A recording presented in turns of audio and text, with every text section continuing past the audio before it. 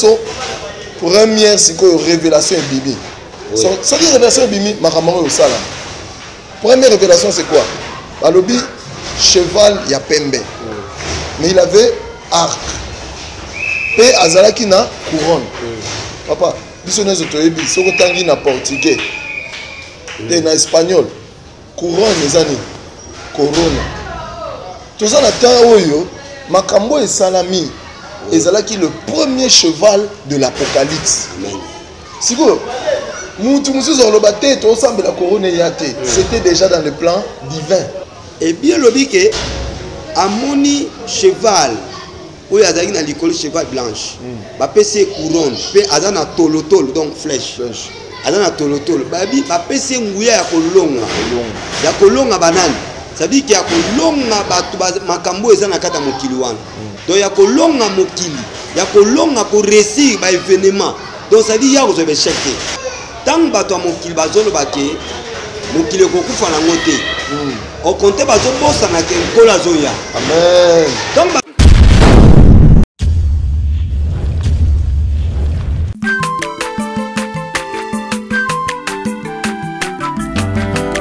mwana motote po akosangai abongwani pete po awangana nzambe ya le nazarien le nazarien le nazarien le nazarien bana kitoko koma mokondima atako bapakolaki mafuta na mosakolima lelo ya yobolingo bateli le nazarien lipamboli oyo mona na katembeni mama kandelobi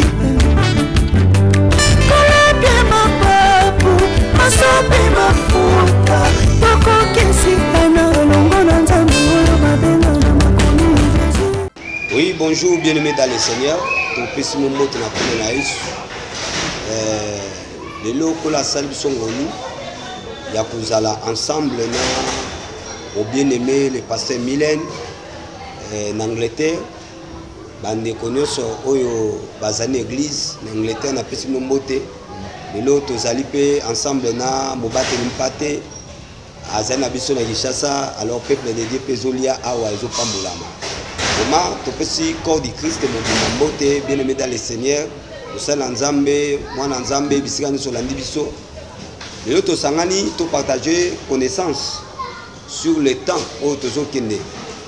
Le temps prophétique de la parole, le temps sur comme le peuple de Dieu, tozabat oyo biso toveaka na oyo Bible lobby. Parce que nyonso oto mona lelo eza makambo déjà makomi na biso na Bible ese lobaki. Que ce soit les technologies, que ce soit sur le plan politique, que ce soit sur le plan spirituel, que ce soit sur le plan scientifique. Donc nous sommes makomi est en avance ya kolobango et puis biso to bika on na sima. Donc dans le monter ça libanda ya obi les anga ekoloba. Donc so na mikanda ko mukando eloba makamalam eza makomi. Yango bien aimé dans le Seigneur. Nous ensemble dans les pasteurs Mylène, Napesi, Mobate Moto. Bonjour pasteur. Bonjour pasteur. Vraiment, soyez les bienvenus. Merci encore, merci encore. Église de Tolandayo, hein. Vraiment.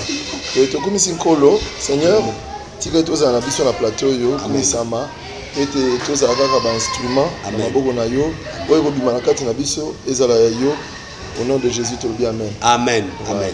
Voilà. Vraiment, on est ensemble avec les pasteurs, peuple de Dieu. Tolingi ko partager ensemble message à lelo ezali ko bande pa ya pasteur Mylène do yim do fongole la biso message bukanani to kabola et likamuni oyo ya CP lelo ko partager pasteur. Vraiment merci encore pour la parole, merci. Na ba o bozo na biso tous à l'attentif toyoka pe totika kolo kamba biso. Parce que le lobo za motuya. Na yebaka ta na za mona mukie quand j'étais petit. Na tanga livre babengi Apocalypse na tanga ngo mingi na comprendre le côté nazo tanga gaga mais nazo mona ba rouge ba bleu nazo comprendre té mais kolo na ngolu na par sa grâce le Seigneur a permis à ce que nous puissions aujourd'hui avoir la révélation de ce qu'il est écrit dans le livre d'Apocalypse. Le livre d'Apocalypse c'est ça a une similitude. Donc, kokani un peu dans le livre de Daniel. Parce que tant qu'on appelle Daniel, message, alors dit, Zobiloko yo kanga ango, et ko servir na mikolo suka pour na ba oyo ba et ko kolisa bango maele. Et je pense que le Seigneur avait fait ça pour que maele na biso ekola. Et aujourd'hui, le Seigneur nous a révélé beaucoup de choses. Et nous allons lire Apocalypse chapitre 6 du verset 1 au verset 8. Pourquoi? Parce que ils ont l'obéla temps autozali siko. Ça c'est plus important, c'est je pense que toutes les églises devraient kokota na message pour que nous puissions savoir exactement makambo ezo salama et kende wapi et kosuka wapi. Parce que la Bible, nous savons que la vraie prophétie c'est la parole de Dieu. Si c'est la parole de Dieu, ça veut dire makambo tozomona c'est déjà écrit. Et si c'est déjà écrit, le Seigneur lui-même va se glorifier. Donc ça veut dire bisoba na nzambe, nous ne serons pas distraits et toroye ba makambo sala. Avant que je puisse lire, je voulais juste donner une notation. Souvent, dans ce qu'on aide, c'est comme un lecteur de la Bible. Tant que vous avez un livre d'Apocalypse, sachez que le chapitre, sur le chapitre 6 jusqu'au chapitre 11, ils ont retardé la Bayuda. En général, c'est ça. Le message est crypté ou codé pour les Juifs. Sur le chapitre 12, au 17-18, le message aussi est expliqué, mais plus pour l'église. Pourquoi? Parce que dans l'Apocalypse, j'ai parlé à un frère, à l'objet d'un pasteur. Tu as déjà permis Apocalypse chapitre 13, la marque de la bête. On a habité, tu as 6. Habité, parce que tu as déjà 6. Dans l'Apocalypse, bon côté. Apocalypse n'a pas parti, mais tu as tout ça là. Étude biblique approfondie. On a un signe moko. Sur le chapitre 7 de l'Apocalypse, ils ont les 144 000. Sur le chapitre 14, et le béli sur les 144 000, mais dans le modèle Moussous. Donc tu ne peux pas lire l'Apocalypse en croyant que c'est linéaire. Partie même révélation, mais codée. Après, sauter la partie Moussous, c'est la même révélation, mais pour l'église. Voilà. C'est pour ça 12 est bandit dans Makambo, il y a la femme. Mais 6 est bandit Makambo, il y a les 7 sauts. Donc, il y a 4 sauts. Il y a 4 sauts. Dans le temps, au nom de Jésus-Christ, la Bible dit au verset 1er, puis je vis l'agneau briser le premier des 7 sceaux, et j'entendis l'un des 4 êtres vivants dire d'une voix qui résonnait comme le tonnerre, viens. Le verset 2, je regardai et je vis un cheval blanc. Celui qui le montait tenait un arc et on lui donna une couronne. Il partit en vainqueur et pour vaincre encore.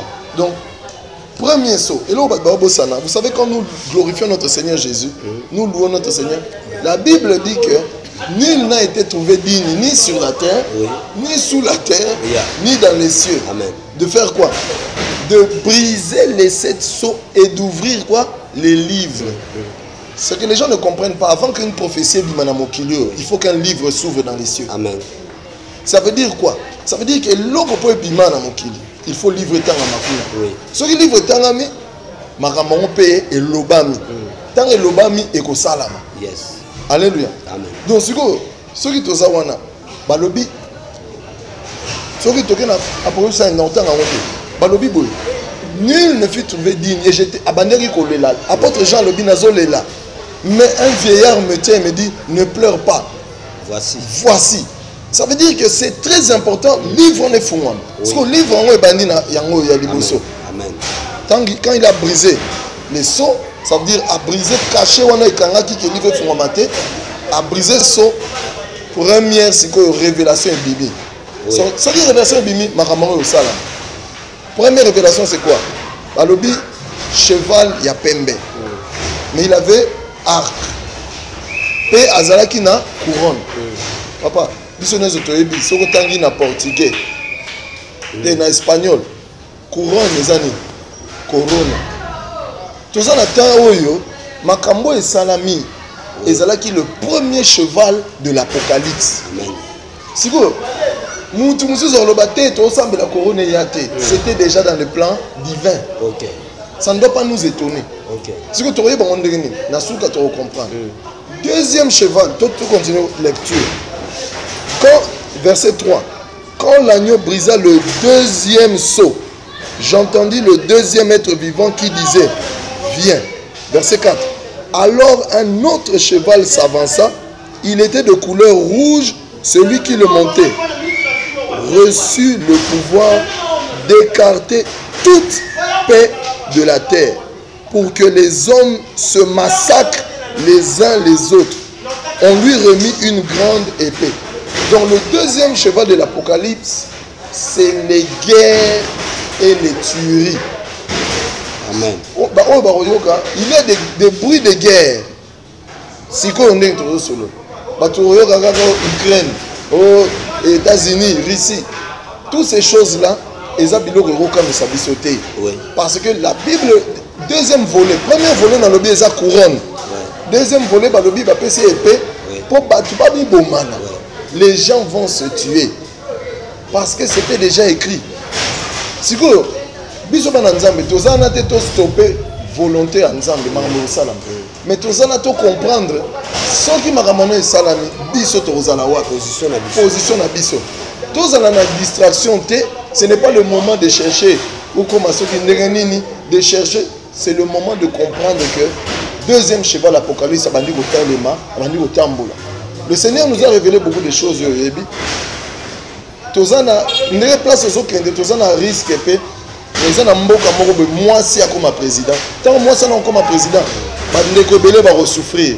Mais ça va douleur et enfantement parce que ça na bato belé il faut ba bima na place moko boy. OK. Hein? Donc on va comprendre nzamba souira comprendre. Ngai eloko moko na soulever na message na biso pendant que vous parlez. Eloko moi matingai justement na source na verset premier. J'ai regardé quand l'agneau ouvrit un des 7 sceaux et j'ai attendu l'un des 4 êtres vivants qui disait comme d'une voix de tonnerre, viens. J'ai regardé et voici parut un cheval blanche. Celui qui les montait avait un arc, une couronne lui donnée et il est parti en vaincre et pour vaincre. Ça veut dire que Nazongi na message de parler sur l'Apocalypse chapitre 5, lorsque Jean plairait, la Bible dit que Jean plairait parce que avec a besoin ayeba na baso oyo ba révélation nini e bombani ba événement nini ezali na kati makamango ekoleka ndenge nini siko ba ebisi Jean boy babi mutu moko te na likolo na se pe na se na mabele ko aza dune ya kofungola ngo mais l'un des veillards parmi les 4 êtres vivants a ebisi boy abi tala voici l'agneau de Dieu. Donc ça veut dire balaki c'est mutu aza capable ya kofungola yango o l'agneau de Yebi Malam qui c'est Jésus. Amen. Abi voici l'agneau de Dieu, ça veut dire tala yesu mutako fongola. Amen. Sikoyo awa tomoni l'agneau commencer à agir na ba réponse.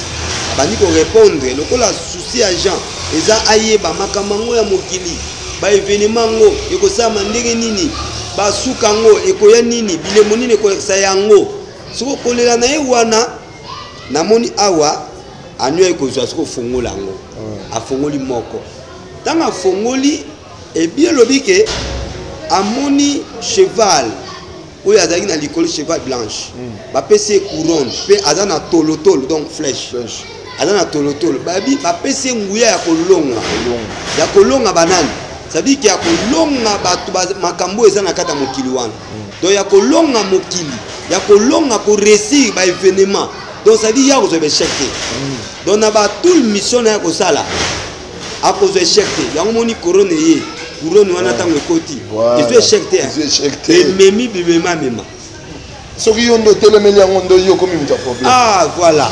donc adana flèche au flèche ezali ni des armes à l'époque avant ça la arme oyo bana nzambe basala kinde flèche wana évoluer pour faire ça arme ya pou na ya boom. Voilà. Ça veut dire que ouais, il y a évolution, il y a technologie. Parce que tu as appelé cette technologie, Bible est un avancement, il y a technologie. Donc na kati ya arme wana technologie ezaki nango. Sikoyo bazui arme wana. Oyo ya flèche wana. Bon ba obeta flèche boité pour ba beta ba lwa non. To bomi volontairement au kufi. Parce que ba ça dit système beaucoup chimique. Et ba fulu yango mo pépé. Mo pépé wana ba dio tambola. Soko kutani nango kaka. Ozwi mbala moko okei. Donc yango wana omoni ke pasteur asimisi corona.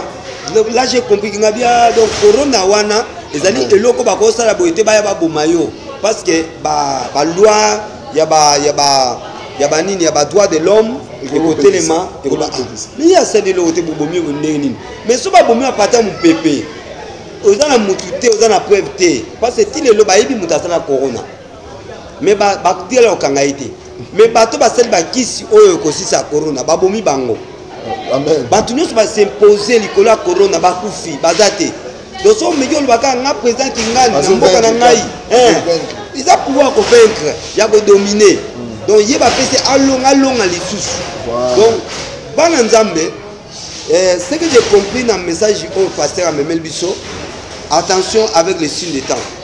Makambo Jean Bané Koukaï va événement. Nous avons déjà les là qui pour na yé seulement parce que mais Bissonné to participer Bissonné depuis événement.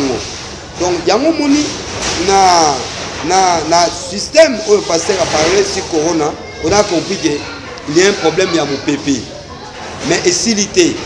Voilà. Assis sous problème à Ukraine, voilà tout le monde a fait babio à Ukraine. C'est normal pouvoir de vaincre encore. Donc à long côté corona, à long à peine la guerre. Le pasteur, aux hommes qui la guerre oyo, ndenge zo kelele, so total madame. Aux hommes qui va conflit ko ya makasi. Et là ça là, ndenge tozo kotalela au Bible lobby. To matato ki te ko sala. Mais kolo ndenga solo la da bana na ina basali na ye. Ezana calme moko ko kota, mais ko tumbola ngo lisusu. OK. Nikolozo ya calme zoya. Et ba osala neti moi grimace de paix. Mais ko tomboma et ko zonga lisusu place wana siko ko koma eloko moko ya danger. Amen. Donc alors là c'est une langage prophétique. Voilà. Il ne faut pas les enfants de Dieu pour négliger une langage prophétique. Comme on dit, et là on a compris ça ni. Pour on est banni au kita. Voilà. C'est le deuxième cheval à côté. Deuxième cheval à côté. Deuxième cheval à côté. Alléluia. C'est quoi tu as un troisième cheval. Amen. Amen. Verset 5. Quand l'agneau brisa le troisième seau, j'entendis le troisième être vivant qui disait viens. Je regardais et je vis un cheval noir. Celui qui le montait tenait une balance à la main. Verset 6. J'entendis comme une voix qui venait du milieu des quatre êtres vivants et qui disait 1 kilo de blé pour le salaire d'une journée et 3 kilos d'orge pour le salaire d'une journée. Mais ne cause aucun dommage à l'huile et au vin. Alléluia. Amen. Ah, Jésus. Que le Seigneur vous bénisse. Le message est tombé sur le temps. Amen. Oui, le message est basé, fondé sur le temps de l'écriture, sur le temps des prophéties. Amen. Sur le temps. Donc, amen. Le message est dans le temps.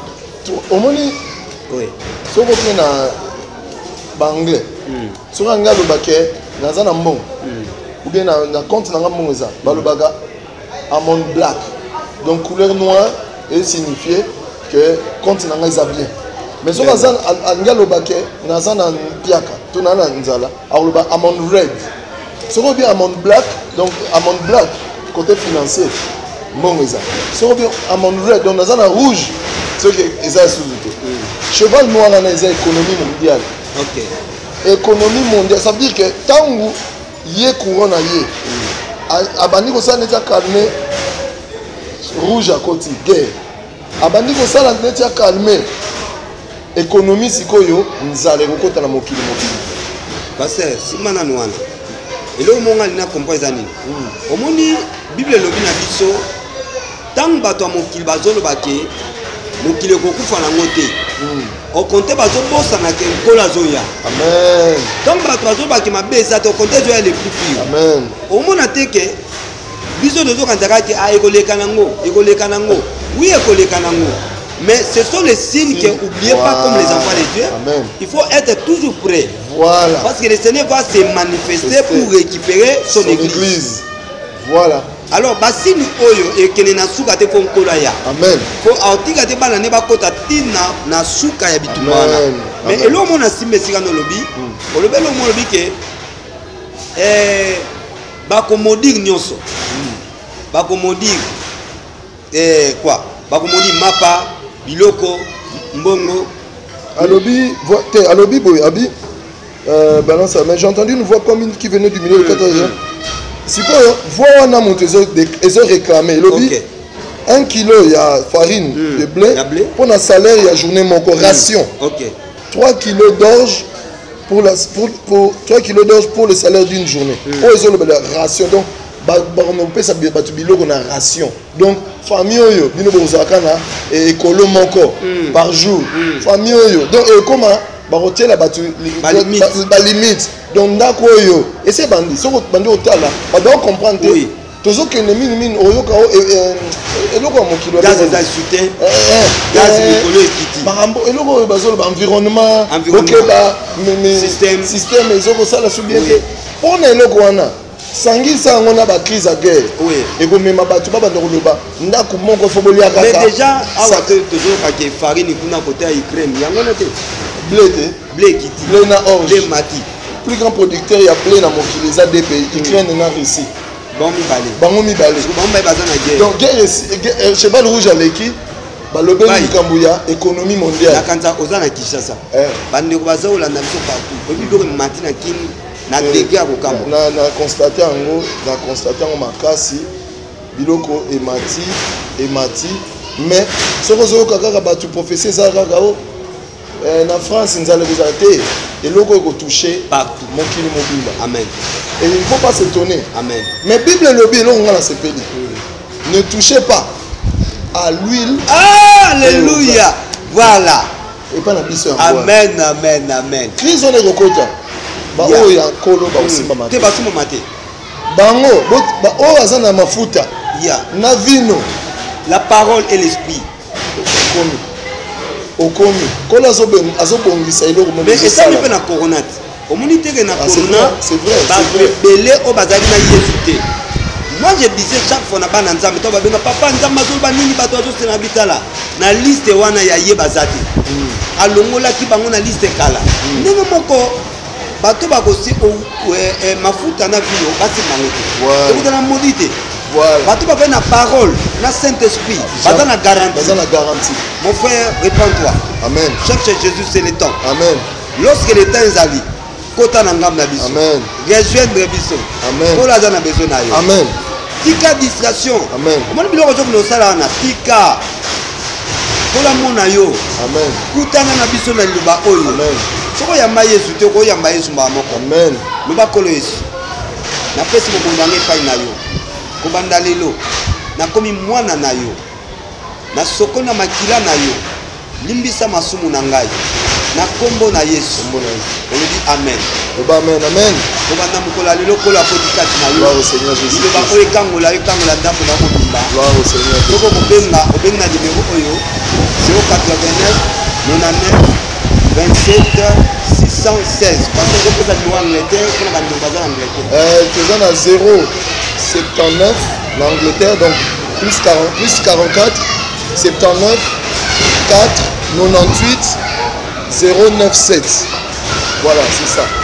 Dans la bande 07 94 98 096 70 Nasuka. Merci encore. Comme ici, Colonna. Et Yahweh apambola bino, pasteur. Bongo liloba nini ya suka okomele bana nzambe pa likambo. Liloba suka eza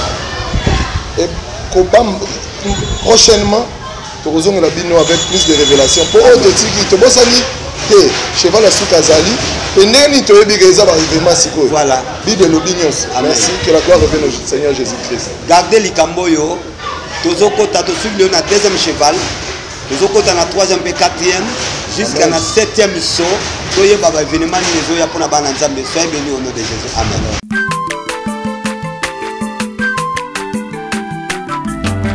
aza mwana moto te po akosa ngai abongwani pe te po awangana nzambe alela zake